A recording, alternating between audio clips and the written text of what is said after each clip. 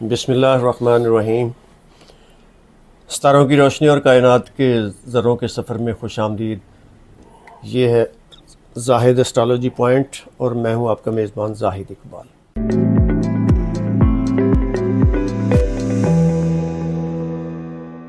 میرے ساتھ موجود ہیں international palmist astrologer and advocate جناب ایم اے شہزاد خان، جو کہ اپنی علمی بصیرت اور تجربے کے ذریعے ہمیں قیمتی معلومات اور رہنمائی فرمائیں گے۔ تو کرتے ہیں آج کی نشست کا آغاز اور اپنے سنتے ہیں میزبان کی باتیں۔ السلام علیکم جی۔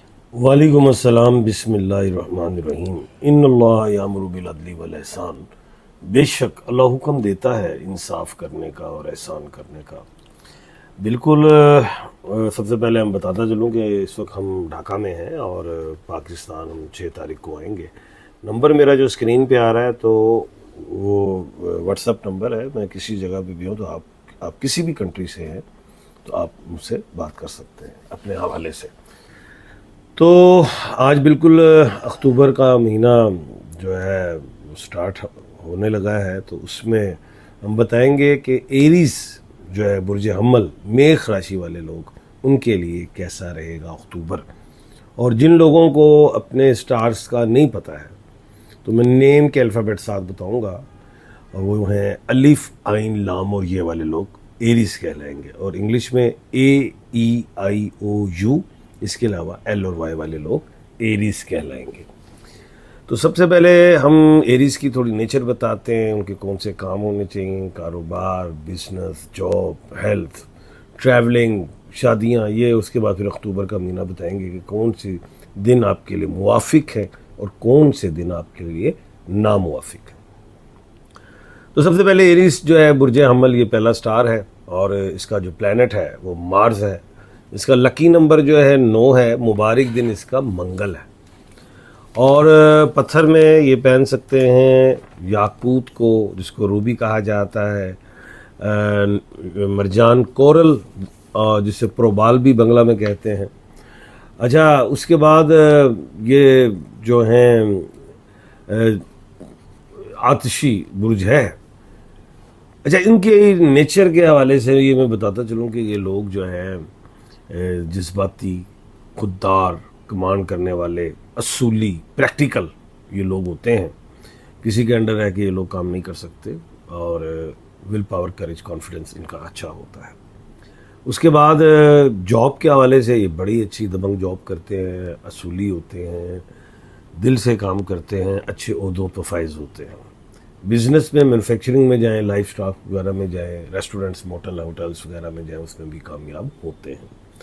خواتین بھی بڑی دبنگ خاتون ہوتی ہیں، اور وہ بھی اصولی اور لوگوں کے معاملات میں کسی قسم کی انٹرفیرنس نہیں کرتی، اور گھر کو اچھے طریقے سے لے کے چلتی ہیں۔ کوالٹیز ہیں۔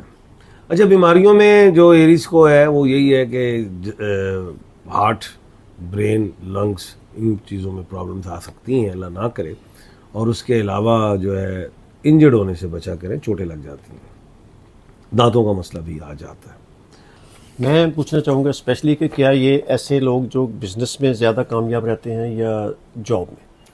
دیکھیں، یہ تعلیم حاصل کریں نا، تو تعلیم میں یہ لوگ جو ہیں انجینئرنگ کے شعبے میں جائیں اور ایڈمنسٹریشن میں، تو اس میں تو کامیاب۔ جب تعلیم حاصل کر لیں اور چاہتے ہیں کہ اگر ہم بزنس کرنا چاہتے ہیں تو پھر یہ کنسٹرکشن کی طرف جائیں، ایسے کام ٹیکنیکل جہاں پہ انجینئرنگ شامل ہو، اور اس کے علاوہ مینوفیکچرنگ کے علاوہ یہ ریسٹورنٹس وغیرہ میں بھی جا سکتے ہیں۔ ایکسپورٹ امپورٹ ان کا بہترین شعبے ان کے لیے دونوں ہی پرفیکٹ ہیں۔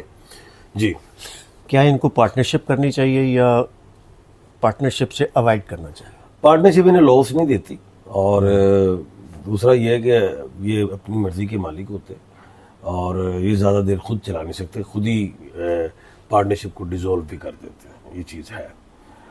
تو باقی جو ہے شادی کے سلسلے میں ان کو کن الفابیٹک سے زیادہ benefit شادی مل میں سکتا ہے؟ ان کو SFMTHZ ان الفابیٹ سے شادی کریں تو شادیاں کامیاب بھی ہوتی ہیں، اولادیں بھی اچھی ہوتی ہیں، پروان چڑھتی ہیں۔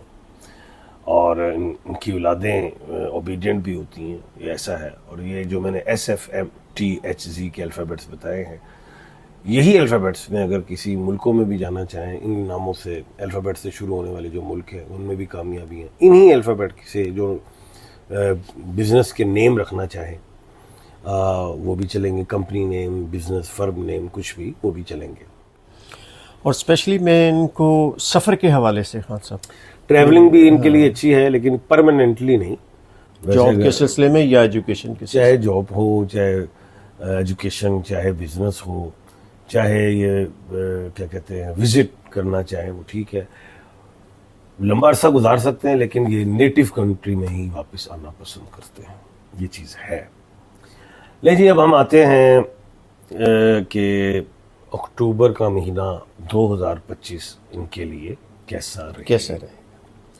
دیکھیں جی، اکتوبر میں 2 اکتوبر کو جو مرکری ہے وہ جا رہی ہے لبرا میں، جوپیٹر 18 اکتوبر کو جو ہے وہ کینسر میں، وینس 9 اکتوبر کو ورگو میں، اور سب سے بڑی بات ایک جو پلینٹ ریکٹوگریٹ ہوا ہوا تھا پلوٹو، وہ 14 اکتوبر کو سیدھا ہونے جا رہا ہے، اور 7 اکتوبر کو کھپر یوگ بھی ختم ہو رہا ہے. یہ ساری چیزوں کو میں نے مد نظر رکھا تو یہ میں نے پھر سمجھا ہے کہ 1 اکتوبر سے لے کے 16 اکتوبر تک ایریز والے ہوں یا الف عین لام اور یہ والے لوگ ہیں، ان کے لیے کوئی اتنا اچھا نہیں ہے.